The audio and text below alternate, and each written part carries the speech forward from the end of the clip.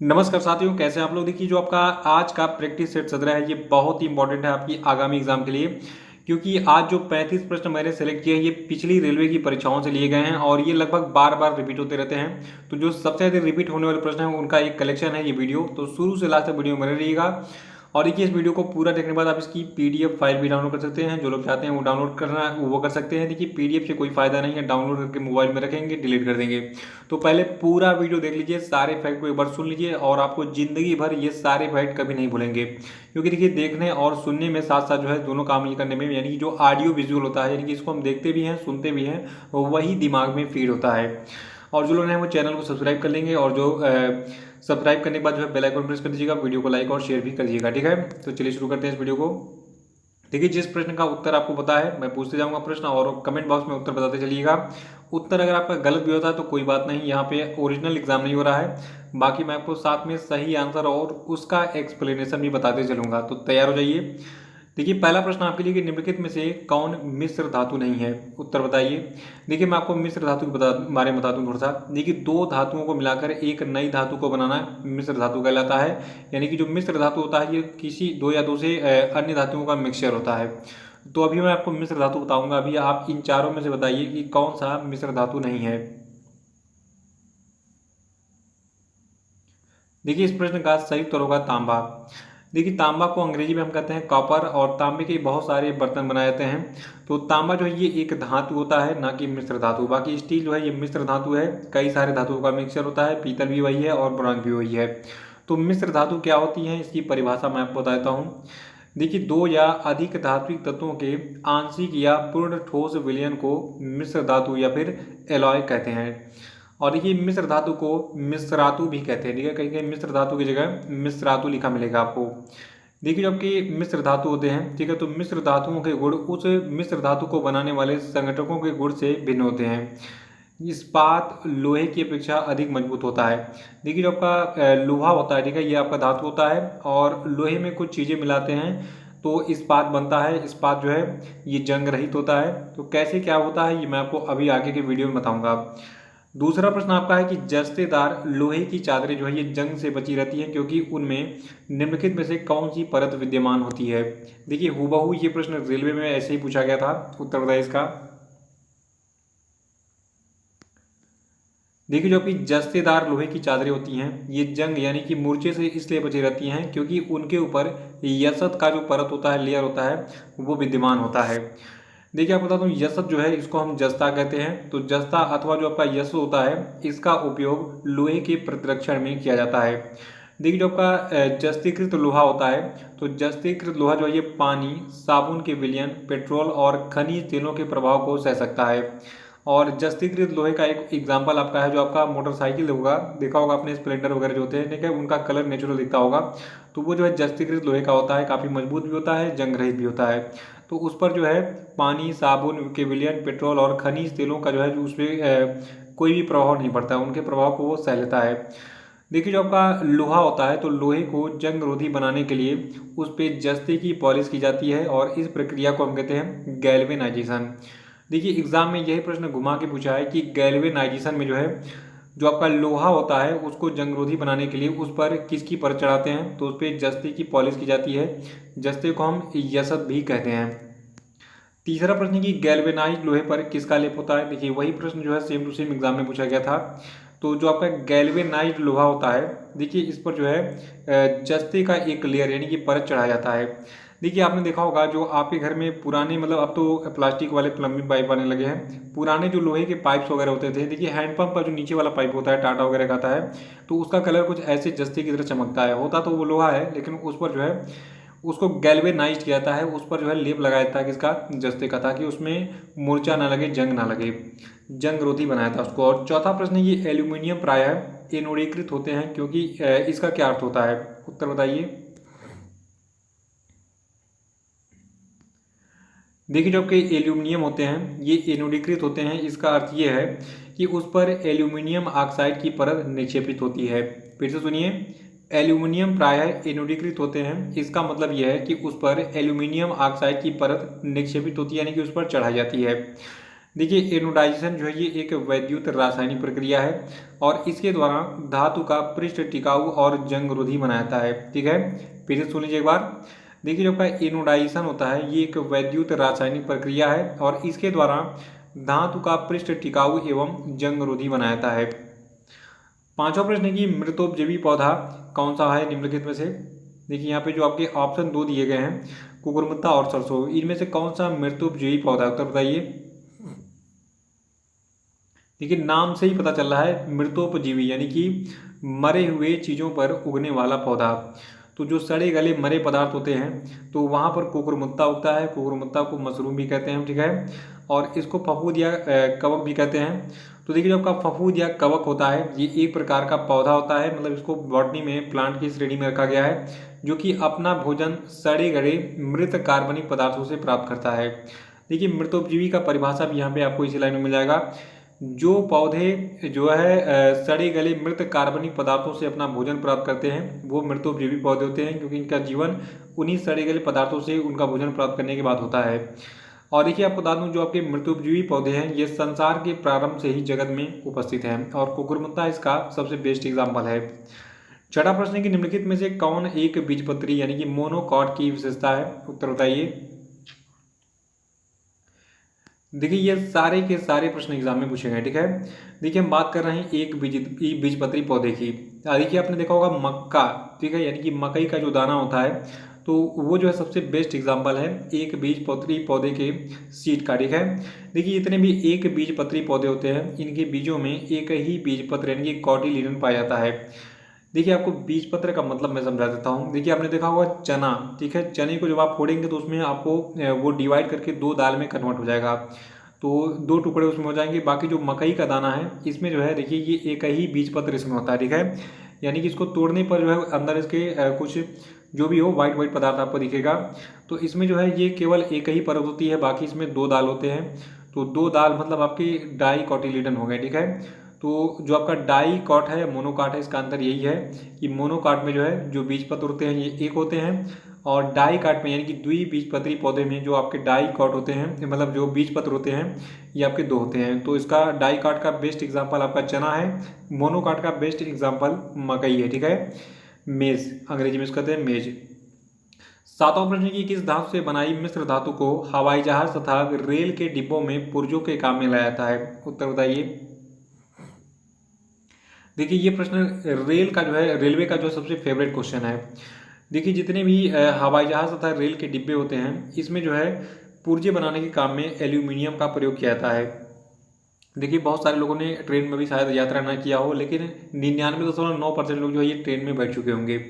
आपने देखा होगा उसमें जो एल्यूमिनियम होता है, ठीक है, तो एल्यूमिनियम की चादरें कई जगहों पर लगाई जाती हैं, नीचे फर्श में भी साइड में भी जहाँ भी हो, क्योंकि एल्यूमिनियम हल्का होता है और इससे जो है हवाई जहाज और जो ट्रेन के डिब्बे होते हैं तो ये सारे जो है थोड़ा सा उनका वजन कम रहता है इससे। ठीक है, आठवां प्रश्न है कि निम्नलिखित में से कौन सी धातु अमलगम नहीं बनाती है, उत्तर बताइए।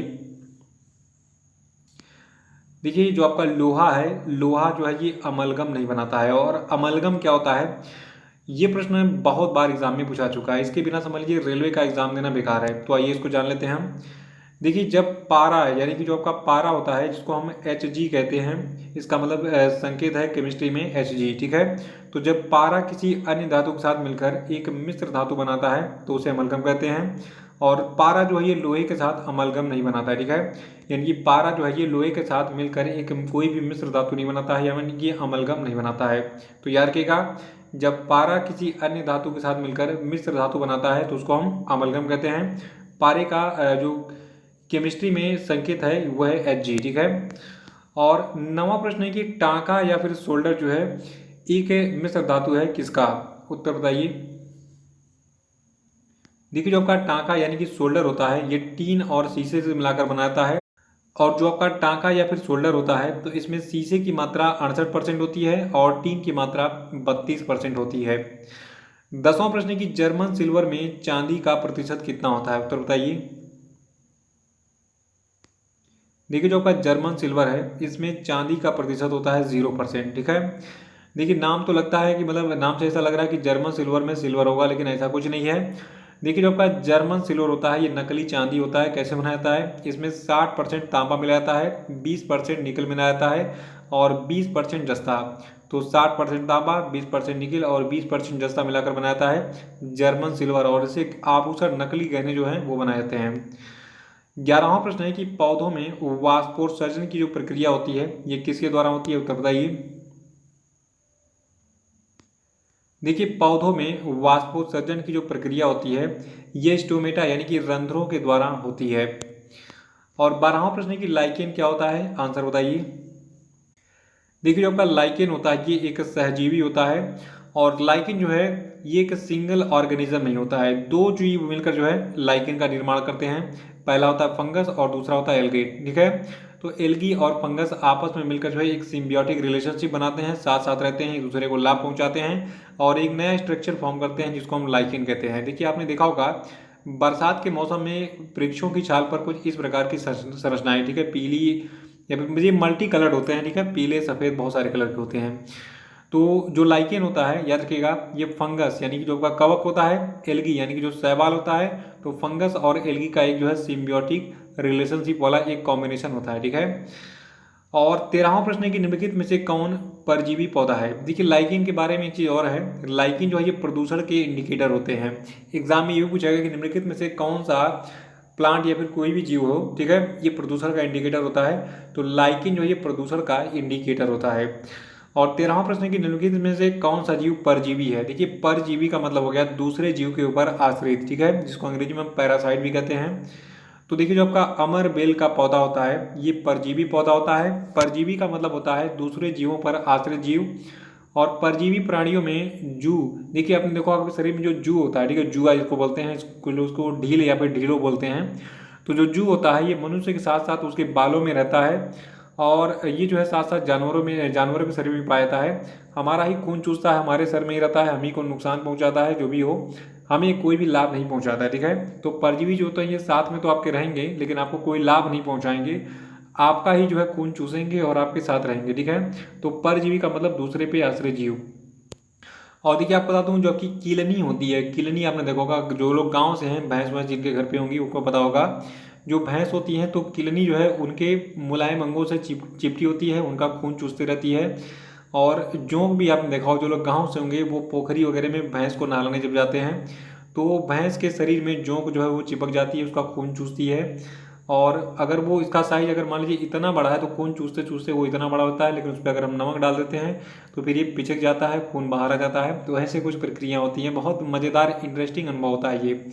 तो देखिए अगर आप शहर से हैं तो गांव में जरूर घूमने चाहिए, और अगर आप गांव से हैं तो शहर में जरूर घूमने चाहिए, ताकि आपको जो है एक दूसरे की जगहों का कल्चर पता चले। 14वां प्रश्न है कि निम्नलिखित में से कौन एक द्विबीजपत्री यानी कि डाइकोटिलीडन की विशेषता है? देखिए मैंने आपको पहले बताया पिछले प्रश्न में, जो आपका डाइकोटिलीडन होता है इसमें कोटिलीडन यानी कि जो बीज पत्र होते हैं इनकी संख्या 2 होती है। देखिए जो आपका चना होता है, चने का बीज अगर आप तोड़ेंगे तो आपको दो कोटिलीडन मिलेंगे। ठीक है, तो देखिए अगर इसको तोड़ेंगे आप चने के बीज को तो इसमें क्या क्या मिलेगा, एक रेडिकल मिलेगा, एक प्ल्यूमिल मिलेगा यानी कि परांकुर मिलेगा, और इसमें 2 कोटिलीडन यानी कि बीज पत्र मिलेंगे। 15वां प्रश्न की निम्नलिखित में से कौन स्वपोषी होते हैं? स्वपोषी मतलब हो गया जो अपना पालन पोषण खुद कर ले, यानी कि हमको किसी से मतलब नहीं है, हम अपना भैया बना खा लेंगे, तो हम क्या हो गए स्वपोषी। और स्वपोषी को हम कहते हैं ऑटोट्रॉफ्स। देखिए पूरी दुनिया को पता है जो पौधे यानी ये प्लांट्स होते हैं ये ऑटोट्रॉफ होते हैं, ये अपना भोजन खुद बनाते हैं। ठीक है, कैसे बनाते हैं यहाँ पे डायग्राम में आपको दिख रहा है, ये सूर्य के प्रकाश की उपस्थिति में क्या करते हैं, लाइट एनर्जी को लेते हैं अपने लिप्स के माध्यम से, लिप में इनका क्लोरोप्लास्ट वगैरह जो होता है उसके माध्यम से, और उसके बाद फिर ये क्या करते हैं वातावरण से जो है कार्बन डाइऑक्साइड लेते हैं, और फिर ज़मीन से क्या है ये जल और मिनरल्स यानी कि वाटर और खनिज लवण लेते हैं और बनाते हैं भोजन अपना, और साथ में क्या करते हैं ये रिलीज करते हैं ऑक्सीजन। ठीक है, तो देखिए एक प्रश्न ये भी पूछा गया है कि पौधे जो है जब ये प्रकाश संश्लेषण क्रिया करते हैं यानी कि अपनी भोजन की बनाने की प्रक्रिया करते हैं तो प्रकाश संश्लेषण में ये कौन सी गैस लेते हैं, कौन सी गैस छोड़ते हैं? तो पौधे प्रकाश संश्लेषण में CO2 लेते हैं, ऑक्सीजन रिलीज करते हैं। 16वां प्रश्न है कि पौधों की पत्तियों के द्वारा जल के वाष्प के रूप में निकलना क्या कहलाता है? तो देखिए जो पौधे की पत्तियां होती हैं उनका जो है जल का वाष्प के रूप में निकलना कहलाता है वाष्पोत्सर्जन, और वाष्पोत्सर्जन को हम कहते हैं ट्रांसपीरेशन। ठीक है, देखिए होता क्या है, अगर तेज धूप है तो पौधे क्या करते हैं, अपने शरीर के मतलब अपने बॉडी के टेम्परेचर को मेंटेन करने के लिए ज़मीन से क्या करते हैं, पानी खींचते रहते हैं और ये पौधों के माध्यम मतलब अपने पत्तियों के माध्यम से रिलीज करते रहते हैं, ठीक है। और ये रिलीज होता है स्टोमेटा यानी कि रंध्रों के द्वारा। तो ऐसे कुछ मेंटेन करते हैं अपने बॉडी के हीट को। 17वां प्रश्न है कि टच मी नॉट किस पौधे को कहते हैं। तो देखिए एक पौधा है जिसको हम छुई मुई कहते हैं, छूते ही जो है ये जो है सिकुड़ जाता है इसका पत्ता, ठीक है। तो आपने देखा भी होगा, इसको लजाइना भी बोलते हैं, ये लजा जाता है, ठीक है, मतलब शर्मीला होता है। तो इसको जब ऐसे छुएंगे तो ये लजा जाएगा, शर्मा जाएगा और सिकुड़ जाएगा। तो टच मी नॉट कहते हैं हम छुई मुई के पौधे को। 18वां प्रश्न है कि पित्त रस यानी कि जो आपका बाइल होता है, ठीक है, तो बाइल यानी कि पित्त रस का निर्माण किस अंग के द्वारा होता है, उत्तर बताइए। देखिए पित्त रस का निर्माण यकृत के द्वारा होता है। यकृत को हम अंग्रेजी में लीवर कहते हैं, ठीक है। तो लीवर को हम जिगर भी कहते हैं। वो गाना आपका है ना, बीड़ी जलीले जिगर से पिया, जिगर में बड़ी आग है। तो वो आग केवल बिपाशा बसु के पास है, उनके जिगर में। बाकी हम लोग का जो जिगर है उसमें क्या भरा हुआ है, पित्तरस, ठीक है। पित्तरस का निर्माण कहाँ पे होता है, लीवर यानी कि यकृत में। 19वां प्रश्न है कि निम्नलिखित में से कौन एक मानव दांत का प्रकार है। देखिए हमारे मुंह में जो दांत है, ठीक है, तो दांत कई प्रकार के होते हैं। जो हमारे मुंह का जो दांत होता है ये जो है कृतंक, रत्नक और चमड़क, तीन टाइप के इसमें जो है मतलब मुख्य रूप से दांत पाए जाते हैं। तो आगे वाला जिससे आप कुतरते हैं उसको हम कृतंक कहते हैं, और जिसे रगड़ते हैं उसको हम रत्नक कहते हैं, और जिसे चबाते हैं उसको हम चमड़क कहते हैं, ठीक है। तो चबाने वाला जो दांत होता है आपका कुछ इस स्थान पे गालों के बीच में होता है, चौड़े चौड़े चौभर दांत जिसको बोलते हैं, ठीक है। तो कृतंक, रत्नक और चमड़क जो है ये आपके दांत हैं। कृतंक आके ये कुतरने वाले दांत हैं, ये कृतंक कहलाते हैं। 20वां प्रश्न है कि दांतों की कठोरता का कारण क्या होता है। तो देखिए जो हमारे दांत होते हैं ये कठोर होते हैं एनामल के कारण, ठीक है। तो एनामल जो है ये आपका सबसे ऊपरी परत होता है दांत का, ठीक है। ये जो है एनामल, देखिए यहाँ पे लिखा भी हुआ है। और उसके बाद फिर नीचे देखिए बहुत सारी चीज़ें हैं, ये आपके मतलब की नहीं है। तो जो दांतों का सबसे ऊपरी परत होता है वाइट वाला, उसको हम एनामल कहते हैं, और यही दांतों की कठोरता का प्रमुख कारण है। 21वां प्रश्न है कि इंसुलिन की कमी से कौन सा रोग होता है। तो देखिए इंसुलिन की कमी से मधुमेह यानी कि डायबिटीज नामक रोग होता है। याद रखिएगा, इंसुलिन की कमी से डायबिटीज नामक रोग होता है। और इंसुलिन बनता कहाँ है, देखिए हमारा जो एक मतलब छोटा सा अंग होता है पैनक्रियाज, ठीक है। तो पैनक्रियाज में बनता है, पैनक्रियाज का बीटा सेल्स जो होता है, ठीक है, ये इंसुलिन का फॉर्मेशन करता है। देखिए पैनक्रियाज में बहुत सारी कोशिकाएं होती हैं, अल्फा सेल, बीटा सेल। तो जो बीटा सेल्स होती है पैनक्रियाज की, ये इंसुलिन का निर्माण करती है। एग्जाम में कई बार पूछा गया है कि निम्नलिखित में से कौन सी सेल जो है मतलब ये इंसुलिन का फॉर्मेशन करती है। तो जो आपकी मधु क्या नाम है, सॉरी, जो आपका पैनक्रियाज होता है जिसको आग्नेयाशय भी कहते हैं, ठीक है। तो पैनक्रियाज का बीटा सेल जो है ये इंसुलिन का निर्माण करता है। देखिए इंसुलिन होता क्या है, देखिए इंसुलिन जो है ये आपका एक पेप्टाइड हार्मोन है जो कि बीटा सेल्स के द्वारा प्रोड्यूस होता है। और आपको बता दूं जो आपका ये इंसुलिन होता है, ठीक है, तो ये जो है आपकी बॉडी का मेन एनाबॉलिक हार्मोन होता है, ठीक है। 22वां प्रश्न है कि निम्नलिखित में से कौन सा रोग विटामिन की कमी से होता है। देखिए यहाँ पे 4 बीमारियों के नाम हैं, बताइए कौन सा विटामिन की कमी से होता है और कौन सा बैक्टीरिया से होता है। उत्तर बताइए कौन कैसे क्या होता है। देखिए आपका बेरी बेरी है, ये विटामिन की कमी से होने वाला रोग है। और बेरी बेरी जो है आपका विटामिन B1 की जो है डिफिशियंसी कारण होता है, ठीक है। तो जो आपका विटामिन B1 है, B1 की कमी से जो है आपका क्या होता है, बेरी बेरी रोग। और इस बेरी बेरी रोग को हम थायमिन डिफिशियंसी भी कहते हैं, क्योंकि विटामिन B1 को जो हम थायमिन कहते हैं, ठीक है। तो बेरी बेरी रोग किससे होता है, विटामिन B1 की कमी से। 23वां प्रश्न है कि पौधों में जल तथा खनिज लवणों का संवहन कौन करता है, उत्तर बताइए। देखिए जो आपके प्लांट्स यानी कि पौधे होते हैं इनमें जल और खनिज लवणों का संवहन करता है जाइलम, ठीक है। देखिए आपने देखा होगा अगर कोई भी पौधा हम काटते हैं तो उसमें कुछ इस प्रकार की जाली जाली ऐसे मतलब संरचनाएं दिखेंगी, रिंग वगैरह दिखेंगे। तो उसको अगर आप माइक्रोस्कोप से देखें कुछ इस प्रकार की संरचना आपको दिखेगी। तो देखिए इसमें कुछ ऐसे गोल गोल संरचनाएं आपको पाइप की तरह दिखेंगी। इनमें 3 पार्ट होते हैं, फ्लोएम, जाइलम और कैम्बियम। कैम्बियम बीच में होता है, फ्लोएम ऊपर होता है और जाइलम जो है नीचे होता है। तो जो आपका फ्लोएम होता है, ठीक है, तो फ्लोएम जो है ये फूड का संवहन करता है। और जो आपका जाइलम होता है ये जल यानी कि वाटर का संवहन करता है, यानी कि पूरे बॉडी में पानी को दौड़ाता है पौधों के। कौन, जाइलम। नाम से ही लग रहा है, जाइलम जल का संवहन करेगा, फ्लोएम फूड का संवहन करेगा। और 24वां प्रश्न है कि वे पौधे जो मरुस्थल में उगते हैं क्या कहे जाते हैं, उत्तर बताइए। देखिए जो पौधे मरुस्थल में उगते हैं उनको हम कहते हैं ज़ेरोफाइट पौधे। 25वां प्रश्न की किन पौधों की पत्तियां कांटों के रूप में रूपांतरित हो जाती हैं। तो देखिए जो आपके मरुस्थलीय पौधे होते हैं जैसे कैक्टस आपका इसका बेस्ट एग्जांपल है। तो कैक्टस जो है इसकी जो पत्तियां होती हैं ये कांटों के रूप में रूपांतरित हो जाती हैं। देखिए जो कैक्टस में जो कांटे दिखते हैं दरअसल ये उसके पत्ते ही होते हैं, ठीक है। तो पानी की बचत करने के लिए ये रूपांतरण होता है कांटे के रूप में। और 26वां प्रश्न है कि पौधों की कोशिका भित्ति किससे बनी होती है, उत्तर बताइए। देखिए पौधों की जो कोशिका भित्ति होती है ये आपकी जो है सेल्यूलोज से बनी होती है। 27वां प्रश्न है कि पौधों का जो हरा रंग होता है ये किसके कारण होता है। देखिए अभी हाल ही में ये समीक्षा अधिकारी के एग्जाम में आया था। देखिए पौधे जो होते हैं इनकी पत्तियों का रंग हरा होता है क्लोरोफिल के कारण, ठीक है। और 28वां प्रश्न है कि मेढक किस प्रकार का जानवर है, उत्तर बताइए। देखिए मेढक जो है आपका एम्फीबियन यानी कि उभयचर होता है। उभयचर क्या होता है, ये पानी में भी रहता है, ये जो है स्थल पे भी रहता है, ठीक है। पानी में भी जी लेगा, स्थल में भी जी लेगा, कहीं पर भी जी लेगा। तो इसलिए हम इसको कहते हैं उभयचर, और उभयचर को अंग्रेजी में एम्फीबियन कहते हैं। 29वां प्रश्न के निम्नलिखित में से किसकी उपस्थिति के कारण पीतल का रंग जो है ये हवा में फीका पड़ जाता है। देखिए आपको बता दूं, देखिए इसका आंसर बता दीजिए पहले। देखिए जो आपका हाइड्रोजन सल्फाइड होता है, ठीक है। तो हाइड्रोजन सल्फाइड की उपस्थिति के कारण पीतल का रंग हवा में फीका पड़ जाता है। 30वां प्रश्न है कि मिश्र धातु में जो है किस पदार्थ के संयोग से निष्कलंक इस्पात यानी कि स्टेनलेस स्टील अचुंबकीय हो जाता है, उत्तर बताइए। देखिए आपने देखा होगा महिलाएं आजकल बहुत चालू हो गई हैं, वो जाती हैं बर्तन खरीदने तो कहती हैं भैया ये प्योर स्टील है कि नहीं।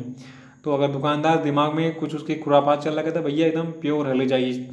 तो औरतें क्या कहती हैं सर हमें चुंबक दीजिए, हम इसमें चुंबक चिपका के देखेंगे, अगर चिपक जाता है तो इसका मतलब ये प्योर स्टील नहीं है, ठीक है। यानी कि निष्कलंक इस्पात नहीं है, यानी कि स्टेनलेस स्टील नहीं है, प्योर स्टील नहीं है।